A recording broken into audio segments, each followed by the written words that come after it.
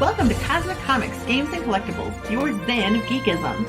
We carry comics old and new, magazines, toys, games like Pokemon, Magic, D&D. Want Godzilla, Ultraman, Star Trek, Ninja Turtles, Funko Pops? You'll find it all here. Shop our Cosmic Sound Room and pick up a record or two. Enjoy our Comic Coffee Lounge with a cup of Sasquatch coffee while geeking out over a super cool movie on our big screen. Cosmic Comic, Games and Collectibles. Superman loves us, and so will you.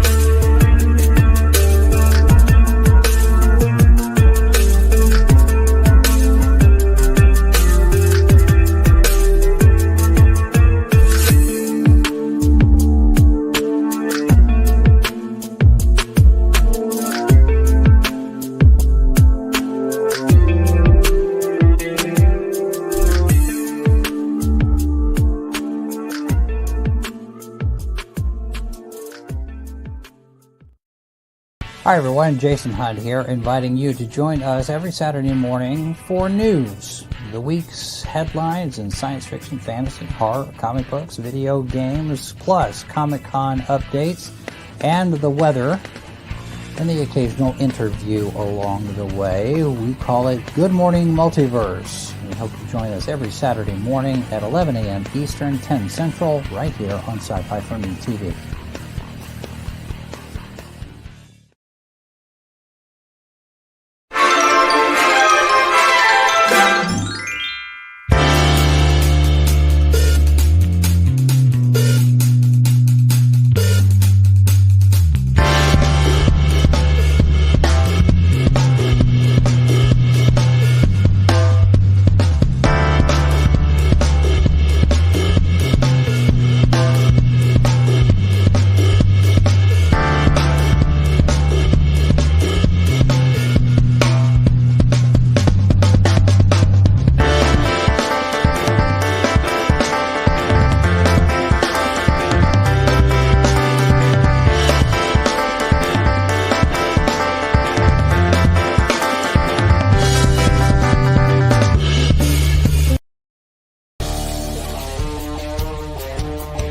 Madness Entertainment Group presents the Madness Comic Network with original programming and additional comic-related content. Tune in and subscribe to Comic Talk with Pops Van Zandt on YouTube.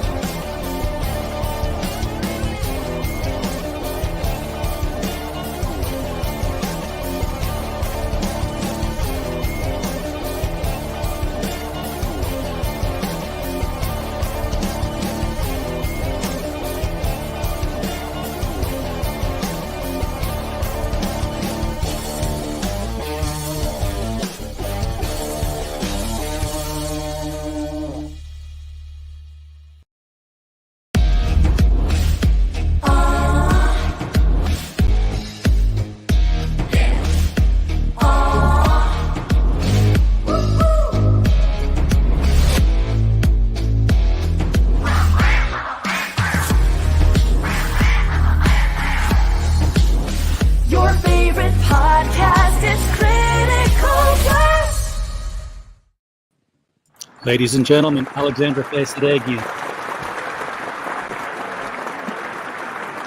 We have the best studio audience. They applaud everything I say. Oh. Alexandra, welcome to the show. Thank you so much for coming on tonight. Yeah, thanks for having me. So you are you're promoting the film Guns of Eden, which I've watched now. So I'm going to be an informed interviewer tonight. Usually I am completely fly by the seat of my pants. I enter knowing nothing. So I'm a little bit more dangerous tonight than I usually am. But, okay, cool. But before I get right into it, you're in the creative industry. I work with a lot of people who decide that they want to go into creative endeavors of either writing or art or acting. And it's a risk. What motivated you to take the leap into this field? I feel like it chose me like pretty early on. The craft chose me, and I fought it for like a hot sec, and then I was like, nah, I'll just do it. Um, and it was really just like ultimately like the most passion I had for anything. So I was like, well, it doesn't make sense to not do this because I'll regret not doing this for the rest of my life if I don't do this. Yeah. And that was kind of just that was the decision right there. I was like, well, I'd rather just do it then and not regret not doing it, you know? If you love doing it and you're not fighting to get to do it, Hmm. it's kind of the perfect gestalt. Right. Just do it. Right. Um, Exactly. so what was your initial break into this? I mean, was it like, high school plays, local commercials? How did you really get the ball rolling with it? Yeah, I mean, I discovered it in high school. I was a freshman in high school, and just in an elective class, and I, you know, knew that like I loved movies, but I didn't know, how much I know now. So, in class, I realized it was really just immediately that I was like, oh, this is a thing. And I basically followed it all of high school. We were in like a traveling like honors theater program in my high school, so it was pretty intense. Um, and it was a really nice program, so I got to learn a lot about the craft just in high school. And then I went to college for it, and now we're here. Your role in Guns of Eden, that's an action lead role. Is that what you normally trend toward now that you're making films, or do you just Mm, I mean, take I what job think comes? probably more now. It's I think it's a fit. It just never it hadn't happened yet. I played some active parts, but never an action person. Like there'd been like a little stunt here and there or something like that, but it was never like, all right, you're spraying 30 people down in this scene. It was never that kind of thing. So this was the first time to really be fully in that type of role. How dedicated, I guess, do you have to be to keeping yourself fit? Because for an action role, you are a fit person. Anybody watching the show can say, "Oh yeah, she looks like she's pulling that off." Um, what's your workout routine like to stay that way? When I was in my early 20s, it's funny because I wasn't ever good at sports, but I always liked like hiking, and I always liked like going to the gym and that kind of stuff. And more like adventurous things like, boxing or rock climbing. Like it was just I was never good at like soccer or, track and field or anything. So, I explored it more in my early 20s, like with weightlifting. So I got a little bit more into weightlifting, and that kind of built me up to what my normal stature is, which I realized it's probably one of the best things for my body specifically, because I'm pretty sturdy. So I'm naturally a little bit stronger. Um, so it was like weightlifting for this role. I just got a little heavier with it. And then some boxing, some, cardio, like biking, running, that kind of stuff, just for like cardiovascular health. And just because I knew it was going to be a pretty intense shoot. But for the actual role itself, I would say would be like the boxing and the weightlifting that really did it. So what do you bench? Because people want to know. I actually mostly just do push-ups. Okay. Yeah, Well, when that's you said weightlifting, I'm like, okay, it's people are going to want to know exactly what no, they got. it's more like deadlifts, like my lower half is more weighted stuff. And I do like curls, and I'll do like shoulder presses. And I'll beat like 30, 35 each, like on both hand for the shoulder presses. So it's nothing too serious. But for chest and stuff, I do like push-ups just because I mean I weigh enough at that point, Oh yeah. you know. Okay. Uh, we have active chat tonight watching. Pops Van Zant is out there, says, hey, yo, and says, hi. Mr. CCDV says he played water polo back in high school, and the Army was easy for him because of, the push-ups. 80 in 2 minutes is pretty impressive, though. Yeah. That is. That'd be a blur. Yeah. I don't My, even know how you would do that. That's intense. that's 40 in 1 minute, 20 and a half. That's Yeah. almost a push-up a second. It's Um, doable. It's very doable, I guess. just commit and don't think about it until you fall down, I guess. Yeah, exactly. Until failure. I used to try to keep fit. And my regimen was, I didn't have a set number in mind of any push-ups or sit-ups, but it's like I just remembered what I did the day before, and I said one more Right. each night. And then kids come along and jobs start earlier, and suddenly you're 40 pounds heavier than you were before, and it's not where you tried to put it. Right. So Exactly. I'd love to get back to it, but I think I'd probably kill myself after 10 push-ups now. I'll start with 5. Yeah, it's 5, slowly work. but it's 5 today, it's 6 tomorrow. That's right. Absolutely. You always do one more than you did last time. Right, exactly. So by the time I'm 70, I should be able to do 1 million. Exactly. You got that 80 in 2 minutes. Exactly. Yeah. Okay. So out of high school, you've had all the acting, touring on stage and stuff. What's your first film role, and how do you get that? My first film role would be Shakespeare's Shitstorm, and that is Lloyd Kaufman, Trauma Entertainment's producer and director. That is his latest film. I didn't know you were in Trauma. Yeah. Oh my God. I actually just had lunch going to be with very Lloyd jealous the other day. I love Lloyd. Lloyd's like a mentor, and he really was my intro into the industry. I met him when I was younger, when I was still in school, and then finally, they had just finished Return to Newcomb High. So they were kind of doing a lot of press for that when I had just met him. And then in 2018, 2019, they did Shakespeare's Shitstorm.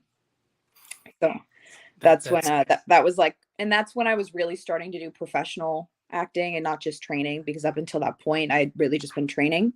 And then I was like, all right, well, let's professionally start doing this now, like as a job. And that was my first like role. Let's collect a check now. Yeah, right. Speaking of collecting checks, Guns of Eden, I found out, was an Indiegogo project, which we're no stranger to this. Every night on the show, we're talking to somebody with an Indiegogo project, almost 95% of the time about comics and graphic novels. And the case with, first of all, with Indiegogo, you've got to put pictures up to show, hey, this is what we're doing. This is what we're making. Please invest. But when it's like a writer doing a comic book and not the artist, they have to pay the artists up front to get some visuals to show in order to entice investors. Right. With a movie, and without, I don't want exact details. I don't want your tax returns on this. But do the producers pay the actors up front for the movie or some of the scenes of the movie and then go out and try to crowdfund it? Or was everybody fully vested in the project? We make it or we don't. So I think, if you're speaking generally about crowdfunding, it can go any of those ways. So if you're going to film a teaser, most likely you're going to be paying your actors for that one. Now, sometimes you get like that in-kind deal. You have like a friend that, has all their gear and you get it for free and, all of that stuff. But most of the time there's at least a little bit of seed money to start with some visuals just to entice people. With Guns of Eden, I know they shot a full teaser actually before I was ever even on board. It was like a placeholder teaser. And some of the actual cast was in that one, but they were still, I don't think they had even started casting for Megan, because they didn't know which direction they were going to go with, like a local hire or, expand out or, what they were going to do. So they did one beforehand, and I'm not sure, what the price tag was on that one, but they definitely put some money into creating a teaser beforehand, so that people saw that it was going to be cool.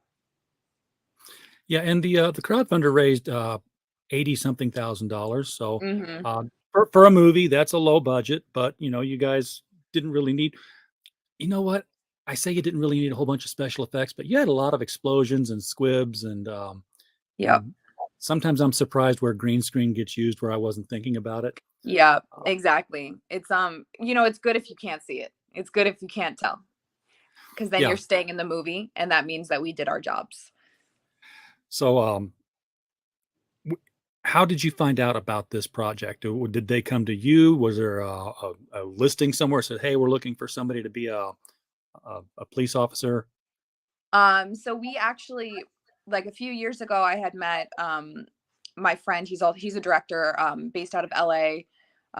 His name is John Woodruff, and we connected at a festival.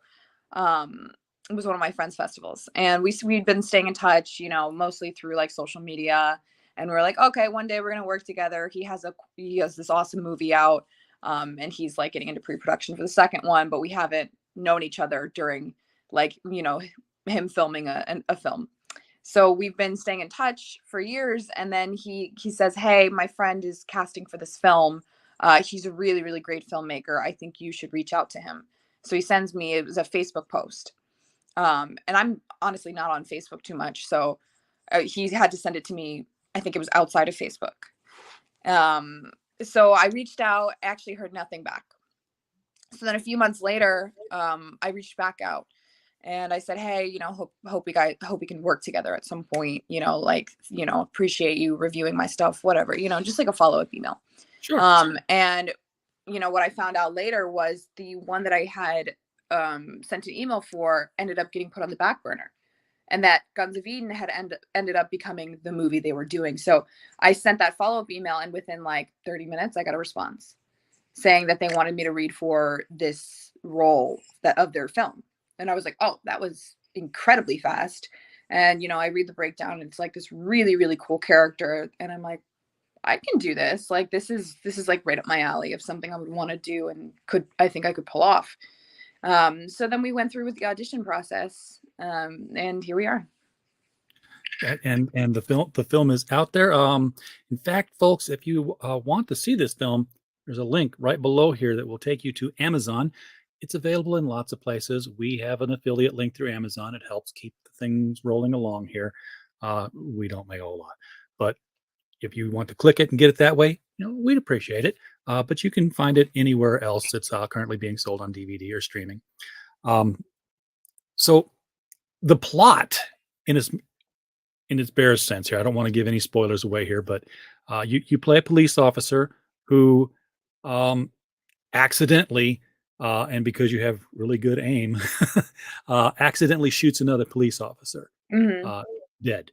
And you're on the leave, and your partner decides that you and some friends should go shooting in the woods or camping in the woods rather. Right.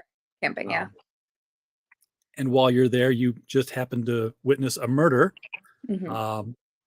committed by local law enforcement. Right. And now your fugitives on the run in the woods, and they're calling in all the reserves. And apparently, was this filmed in upstate New York? Was it meant to be upstate New York? Yeah, this was all in Buffalo. Okay. Well, apparently all of upstate New York is more redneck than Arkansas, where I'm at. Yeah, see, this was a big thing that Greg wanted to show, is that we have this prejudice towards the South for being racist or something, you know, from back in the day. And he was like, no, don't you put on a Southern accent. When he was talking to all of the militia, he was like, do not put on a Southern accent. He's like, these people are from here, you know, like from Buffalo. So he was very adamant on showing that it was more of a universal thing, that these people are everywhere.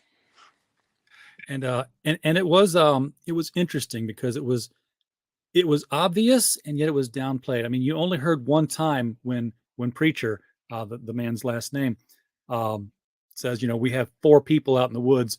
One of them's a black guy, and you can just kind of tell in the inflection. There's like, you know, yeah, and you know, none of the militia members were at all. Nope. You know, and it was a big militia. Yeah, it was a big militia. Yeah, it was these subtle things, you know, not to like smack people in the face with these like views, but just saying like, hey, we know this type of person. We all know this type of person, or we've heard of this type of person. Yeah, and it wasn't really heavy-handed, I want to say, because it came across more satirical to me, because you know there were characters who were obviously cartoons of different kinds of people. Yeah, absolutely.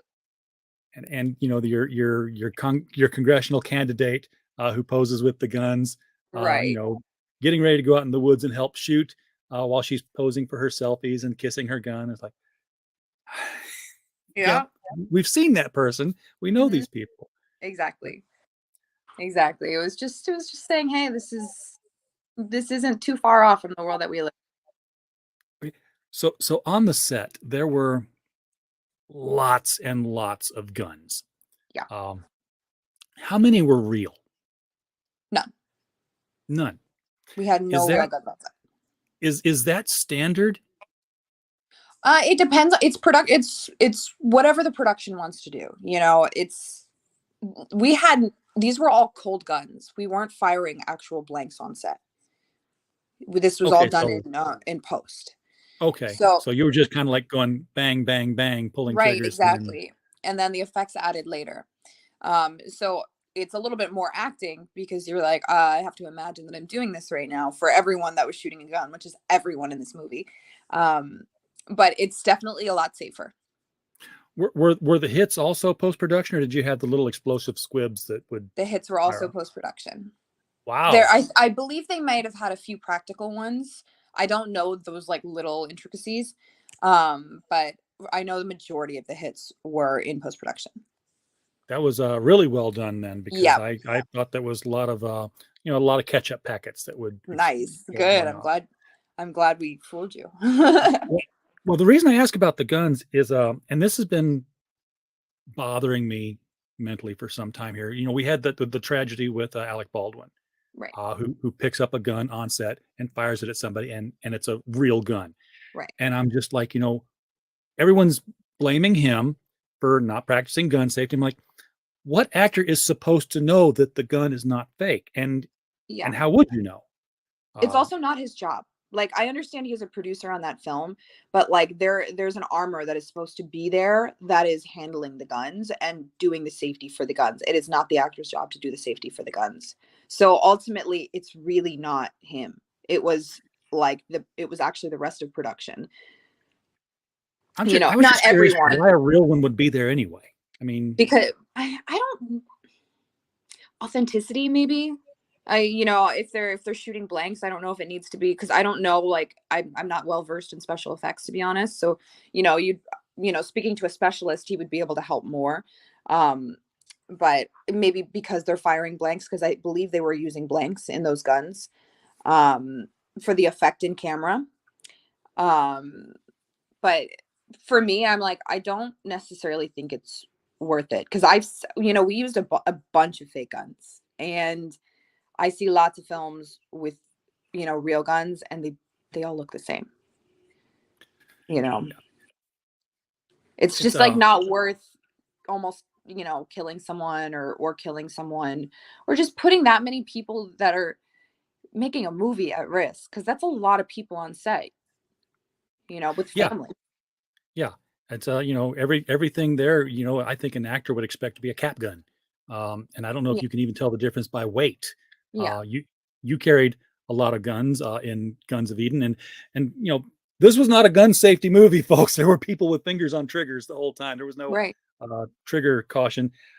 In fact, you do the one glorious scene there at the end where I'm like, in real life, no one would ever shoot a gun this way, but you got the out in both directions, and you're doing the Wonder Woman spin. and hitting every target. Right, exactly. Just magically hitting looks every great target. in the movie. Right. Movie magic. Now, the film ends on a sort of a cliffhanger. I mean, you're not out of the woods when this is done. Are they talking about bringing you back for more? Yeah, the intention is to do a sequel. So, I think everyone's just seeing all the production crew, all the producers, director. They're seeing how this first one is received. So far, we've gotten, like some great reviews, and everyone seems to really like it, which is awesome. So as long as it's released and well received, I believe we're going to be doing a second one. That's great. I look forward to seeing that. I guess they're going to crowdfund that one as well, possibly. I don't know, actually. I think that's going to depend. They may not have to, to depend. You make enough off of this one, that you've got the seed money, go for it. Yeah, exactly. Folks in the chat who are, know their guns and watch their movies. Mr. CCTV, it annoys me more that actors cock their pistols when they're supposed to have a round in the chamber. Yeah, dramatic effect. You got to have that click click sound. It's like, oh, this is when it's going to happen. It's We know better. this impending doom. Yep. Pops is the point. You don't point a gun at anyone and pull the trigger. There has to be some admission of stupidity at least. Yeah, but the thing is, it shouldn't be a gun. It should be a prop. If I carve one out of wood and point it at somebody and pull a trigger, I do not expect a bullet to come out of that thing. For sure. If you're shooting a BB gun, you're like, this isn't going to do anything. Now there are there are tactics in place for certain angles that you don't really have to ever point a gun at someone, and it's preferred to not do that. That is 100% true, that you, because of angles on camera, don't really have to point it at them. It doesn't mean it doesn't happen by accident when you're in the heat of a scene, because that is how you would use a gun. And I don't know what angle they were shooting. I don't know if it was possible to cheat it at that point. Yeah. Ultimately, I mean, it wasn't his job to do the safety on the gun, and it wasn't. Oh, no, I believe it probably wasn't his decision to use real guns. It was probably more the art departments and the producers. I still. Here's the thing. I'm a writer. I got to write for some of the Destroyer books. I have a manuscript that's not published yet, and it has a scene set on a movie set where an actor's given a real gun and doesn't know it. I'm like, stop stealing my ideas. Stop it. Yeah, something true. But in this case, he was trying to show her how to die, and he shoots himself in the head. But right. Yeah, I keep waiting for someone to say they snuck a real gun on the set to start a murder mystery, to frame the guy. I think sometimes too, people on these shoots, like, we don't pay enough attention to like how long people have been shooting, how tired people are when people start slipping on their jobs, because that gun should have been safety before anyway. When you safety a gun, you shoot it enough times to clear it completely, and you check if there's anything in there, like you open the gun up and see. So it wasn't safety, so if it was safety, it wouldn't have happened. So you're dropping a lot of knowledge here. Did this come from Guns of Eden, or have you worked with guns on other films before this? Yeah, I've worked with guns on other film sets too, and it's just a standard for protection of everyone, and it should always be treated like it's a loaded gun no matter what. Like, I think some of these people were commenting, like, it should be treated like it's a loaded gun. It should always be pointed down. It really shouldn't be pointed at people. It should be pointed a little bit off. Even when it's a prop gun. Even with a prop gun, it's more just like courtesy. Now, it doesn't mean it's not going to ever happen. Just majority of the time, you can avoid it. Yeah. And Pops, that's the big questions here was whose was it and what was it doing on the set? That's the armorer's. It was the armorer's gun, and it shouldn't have been on the set. She put it out there. Actors around guns on a set are like children in the home. It's a toy. Yeah. Everyone expects it to be a toy. I'm not trying to insult the actors, but it's the same mindset. Not every actor knows how to actually shoot a gun. That's shooting a gun on set. So that's, it's up to the production to fill in those holes, because they're actors. They're not like the SWAT team. they're not all ex-military. Exactly. They're not, Delta Force here. They're like, know what they're doing. Do you shoot? I mean, do you do it if only to, look more realistic when you do it on film? Well, I got lucky for this because my brother is military. And since he's a lot older than me, and since I've been a little girl, he's exposed me to guns and shooting and how to shoot. It doesn't mean I'm like a pro. It just means I'm definitely familiar with handling them. Okay. So you were able to at least, look like you knew what you were doing, at least during some of the shoots there, not the wild and crazy. Okay, I'm doing this for, excitement. For the dramatic effect. I would have to say a lot of the budget went on the props, because it wasn't just people with rifles and pistols. You guys were pulling out, machine guns. Was that a rail gun that was near the end of the film there? On the back of the truck, truck mounted one? I can't remember, actually. I can't remember what it was called specifically. That was definitely more like the prop master would know better than me. it was just it was a lot of guns. If you like guns, people, and you like seeing bad guys get shot, and the trope, this was okay. This was Rambo: First Blood Yeah. with Yeah, Alexandra playing the part of John Rambo. Lost exactly. alone in the woods. All your friends are not around, and Exactly. you're being hunted. Yeah, that was the joke on set the whole time. I got called Rambo a lot. I bet. Well, Yeah. it's the trope, they call it. Right. Exactly. And we love that kind of stuff. Right. You're at a disadvantage, and then you decide to take charge. You get your first gun in hand, and now it's on. Now the Right. Exactly. hunter becomes the hunted. Yes. So where do you go next from here? I mean, are you auditioning for any parts? Are you currently producing any parts? Yeah, I'm pretty much constantly auditioning. I have a film that we just finished. It's called Bound. It's like a very different type of movie, like drama thriller kind of edgy thing going on. So that should be coming out in the next few months. And then I have a film called Eagle Squad versus Alien, which is another action movie. So we're shooting that early next year. I'm looking forward to the screeners on that one. That sounds Yeah. like like the kind of sci-fi, kind of sounds like a B movie trauma kind of thing that Yeah, we would enjoy. exactly. So do you do all your filming in New York, or do you go No, I go around? wherever it is. Like, if it's Guns of Eden was in Buffalo, Bound, that last one was in Jersey. This new one's gonna be in India. Oh Um, my. yeah, so it just depends on where. I've gone pretty much all over. I'm talking to one filmmaker about shooting down in Texas. A lot of shootings now happening down in Texas and down in the South, which is really awesome. So really just wherever it is, New York City is hard to shoot in. It's really, even if you have the budget, it's a pain in the butt. Like I've done it a lot, and it's just, you have like no space to breathe. Yeah. Yeah. I had to adjust my head here for a minute because we were just talking about guns and you're talking about shooting in the South. I'm like, yeah, we do. Oh wait, she's talking. Oh to yeah, camera. filming. Sorry. No, it's cool. It's me. So what's your ideal role? I mean, maybe not an ideal role, but if someone's going to film maybe a remake of your favorite movie and you've got to get in it, what role, what movie kind of would that be?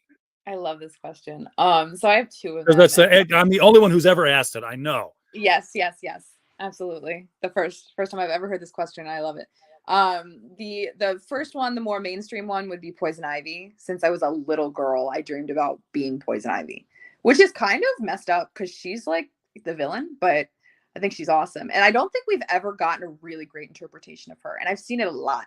And I, being such a big fan of her, think that we can do so much better. And then the second one is it's an anime. It's Princess Mononoke. Oh, I saw the Neil Gaiman English interpretation of that one. Yeah, So that one. so you'd want to do a live action Mononoke. That would be. Yeah, it's those two are like, since I've been a kid, I dreamed about being those two people. So when you say Poison Ivy, now we are talking about the plant lady from the Batman. Yeah. Okay, because I was like, could be the Drew Barrymore film, but maybe not. No, yeah, from the DC universe. Yeah, I think she's just so dynamic. Actually, the best I've seen her done is the Harley Quinn TV show. You like that one? I've been watching that one, and I take it for what it is. It's like Mad Magazine version of the Right. universe. Yeah, I think it's a funny show. It's a cool show. That's really what I took from it. I was like, this is actually the coolest interpretation of her. Because if you read the comics, she's just like, she's a really dynamic character, and a lot of times she just kind of gets put into like just like the things that she does and not really her personality at all. And it sucks because like Harley Quinn has such a personality, and we kind of have monopolized her personality so much. So, it'd be cool to see like this other character who actually is really, living in this so closely with Harley Quinn, but so different, yet so similar, to finally kind of delve into like who she actually is, not just this poisonous creature that we kind of always interpret her as. So I think that would be really cool. Yeah, she's always been better animated than live action. Well, she's only been live action, I guess, twice. No, Gotham did her yeah. too. Yeah, with a couple of different actors because she kept evolving. Right. And in the Arkham video game, she's done really, really well too. So it's whenever she's like done animated, it's really awesome. And I just feel like they're putting out Avatar too. Like we don't have the ability to make her as cool for a live action. I don't believe that. Oh yeah. Well, but between that and what I've been seeing people do with like the 3D art, mix some 3D art with some of this AI art engines that are coming on, and you're just going to kick out movies with nobody acting in them in the future. Sorry, I don't mean to scare you, but it could get there. I think it's going to get very far. I think it's going to be hard to, the hard thing I think with AI is the eyes. Yeah. And like the little bitty human nuances that are super unexpected. But with a lot of the stuff, uncanny valley. Where yeah. I know what you're talking about. I think I know what you're talking about. Yeah, it gets the more realistic it gets, the less believable it is. Right. It doesn't look quite right. My thing with AI is that they're doing faces better, but you still end up with 6 fingers or 2 elbows on an arm.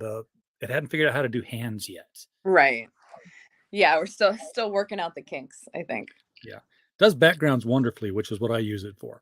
And then just overlay stuff on top of it. Oh, nice. Well, that took a strange turn. I didn't expect us to be talking about comic books and art again tonight. Yeah. We are.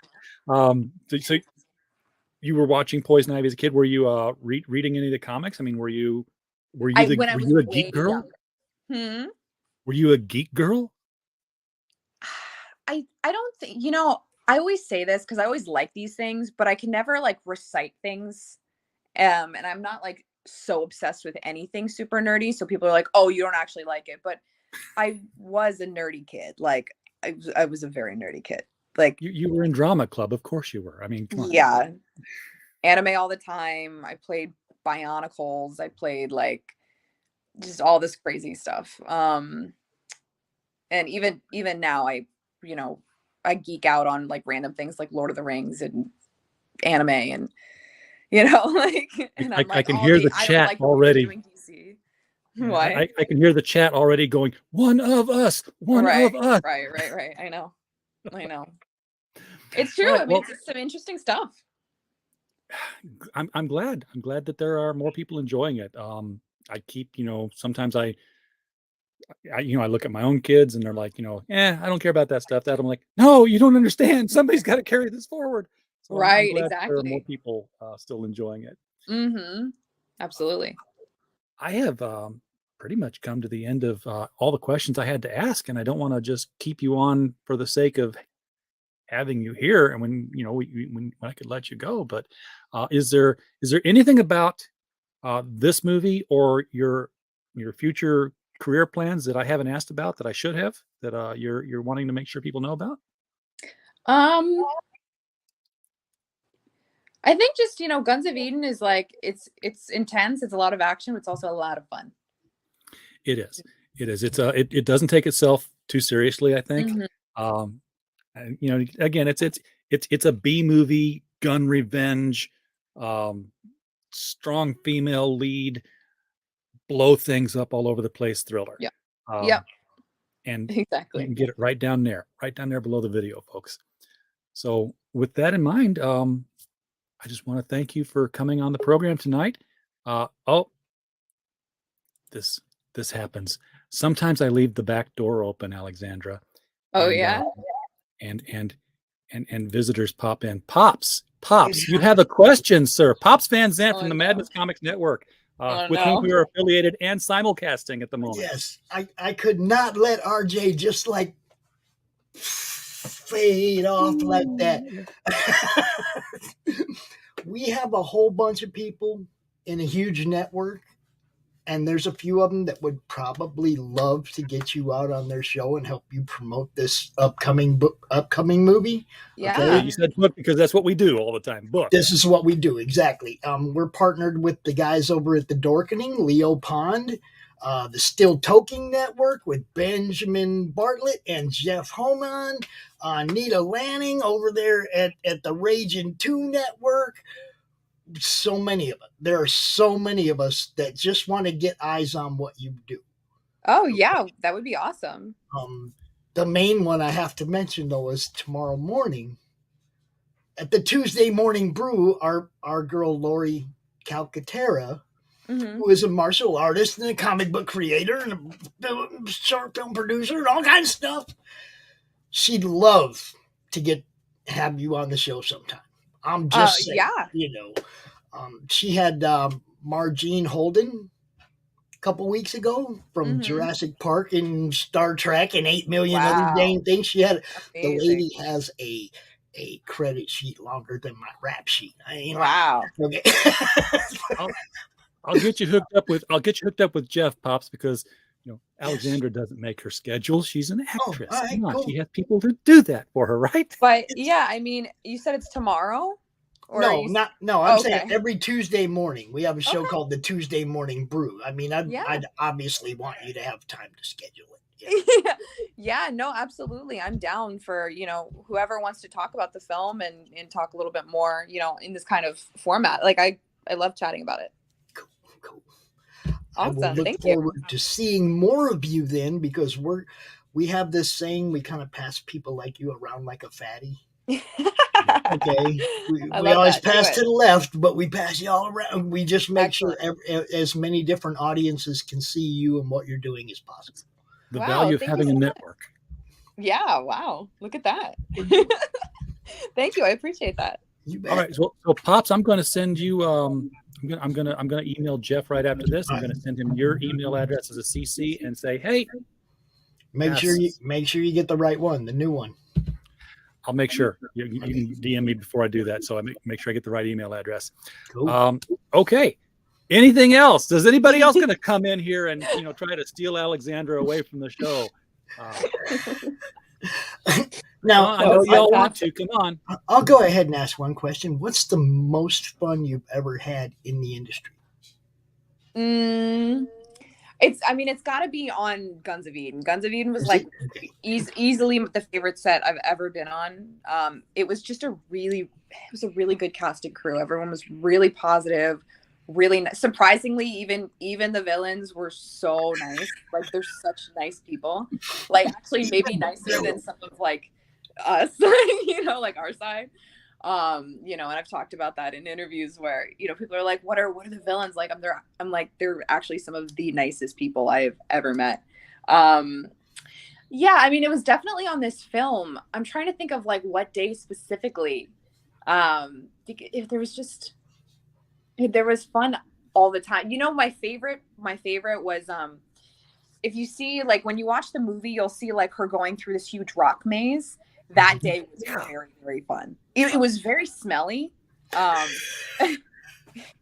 It was really, honestly, it smelled god awful in that maze. But it was really, really cool, because we were shooting with the drone and it was just super, super interactive and intense and action packed. And it was exactly how it looks on camera. Well, I was going to ask if that was a set or if that was natural occurring landscape. Naturally occurring in Buffalo, New York. Wow.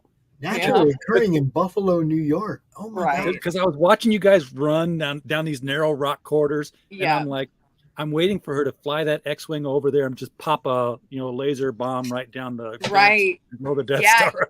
And everyone kept getting stuck in the mud. In Buffalo. I'm going to make them go take pictures or go run down there, run through there and film it, dude, with your you should. It's your great. Camera. I want you to watch this movie and go run where she ran and show us. You got to see it. Exactly. You can do the same pictures, the same poses and stuff. It's all about fan interaction. The way I look at this is like it's more fun if you guys interact with us, if we're allowed to interact with you. It just gives everybody, it makes it more fun for everybody. That's what I'm about. Well, especially for like a film like this, it's meant to like bring people joy and like be fun and be cool and, all of that stuff. Looking forward to seeing you in more stuff. But now remember, this was where you've had the most fun so far. Yes, this is now where I've had the best is yet to come. You got to remember that. I'm always trying to top it. Always try to top that last. I always tell them you can only go up from this show. So. Oh my God. We got people looking at you on a whole bunch of different places right now because I shared it out to all my different platforms. RJ, you got to just start using the other side of the studio so you can send the ones like this out to more places. We're simulcasting to 3 different places right now. Pops, if you want, you will be able to download this one because I did clear out the cache. Cool. So if you want to grab it and shove it out there into the other networks for replay, what I'll do is I'll do a late night replay of it. Ooh. Okay.